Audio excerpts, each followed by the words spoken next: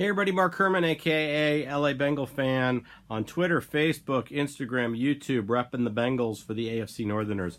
Man, I don't know about you, but that was a tough game to watch. I quit after 3 quarters, so some of the stats I'm going to give you are only through the first 3 quarters, but really they're the critical ones because it was 41-10 at that point.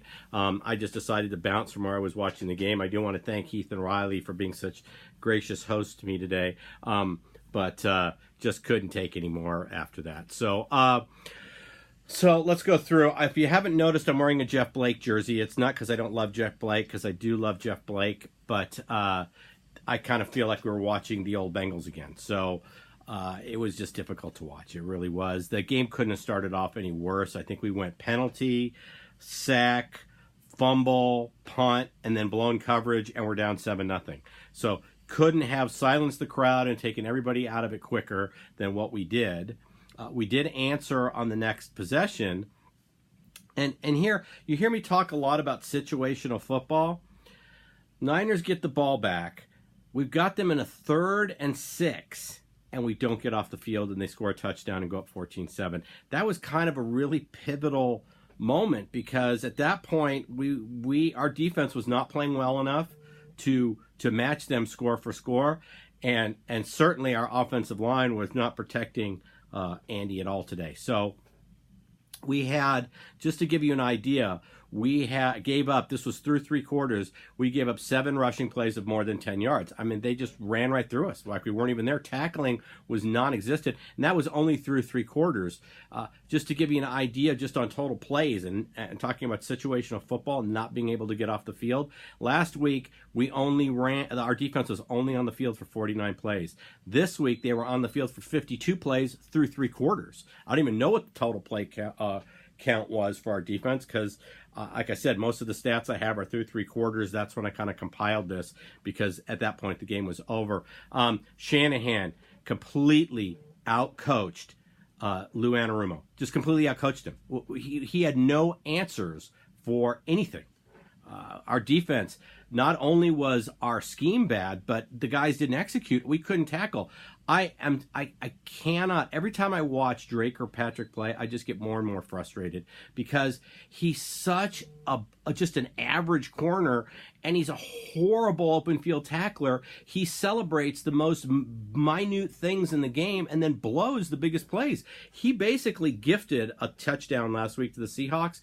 Today, it was just missed tackle, not in coverage, just it's mind-boggling. And the thing that frustrates Reed the most is that we had a decision to make, which was extend Kirkpatrick or extend Whitworth. We chose to put that money in Kirkpatrick. We let Whitworth go. It was a real turning point free agency-wise. We should never, ever have directed the money there. Whitworth was our locker room leader. I know when he retires, he's going to get a 1-day contract, retire as a Bengal. He lives in Kentucky, but still, it's hard watching Kirkpatrick play, knowing that's he's playing with Whitworth money. So, but let's get back to the game. Shanahan completely outcoached Lou. It's just not even close. And I hate the game plan that Zach came in with. As much as I love the way Zach came in with the game plan last week, get the ball out of Dalton's hands fast, use the pass to set up the run. We didn't do any of that. I don't know why we kept trying to run. It was clear we could not run. This is a better defensive line than Seattle. I really thought that we would come in with a scheme that would work. Not even close. You could see the push into the Bengal backfield every time we snapped the ball. It was just not, didn't like the game plan. I talked a little bit about situational football.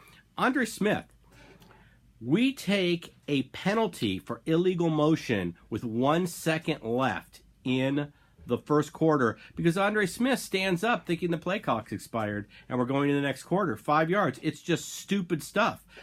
We missed a 52-yard field goal. Red zone issues continued today.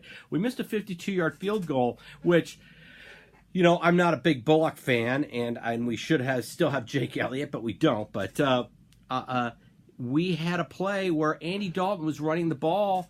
We were in a 3rd and 17. Andy Dalton runs around, is looking. He could take off for 10-yard slide, and we're kicking a 38-yarder. And instead, he's running around, and after he passes the line of scrimmage, he overthrows Tyler Boyd, which wouldn't have counted anyway because he was past the line of scrimmage. His full body was past the line, and Bullock has to kick a 52 and misses it. So that was following an interception by William Jackson. So we just squandered yet another turnover. It was that whole Chris Carson fumble and us not capitalizing. Just a missed opportunity. It was that way the whole game. So red zone issues continue. Starting offensive line, Michael Jordan went out today with an injury. Andre Smith went out today with an injury. If we don't have Cordy Glenn back next week, I mean, even in this game, we only suited up 7. We had one more injury. We wouldn't have had an offensive line out there. We would have been pulling in Sample to play guard or something. So I don't know what we're going to have next week going into Buffalo. This was a game. This one and next week were games that we could have at least been competitive. Or next week we haven't played yet, but we could have been competitive or really kept the tone. I mean, if we could have won today, this is a home opener for us. If we had lost, I could have lived with it like last week if we just showed something. Today, you look at Twitter, people were talking about, hey, is Marvin Lewis back? Is he calling the plays? I mean, there was a lot of stuff on Twitter because it was just disappointing after last week's effort to really see this week's effort. So kudos to the 49ers. They have a great defensive line. I know that's their strength. We weren't able to put up a game plan where we could attack their secondary.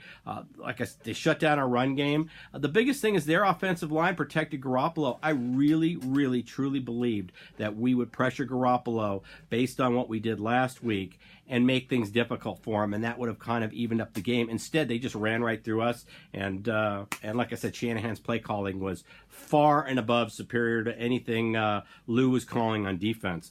So we're going to learn a lot about this team next week on how they respond in Buffalo.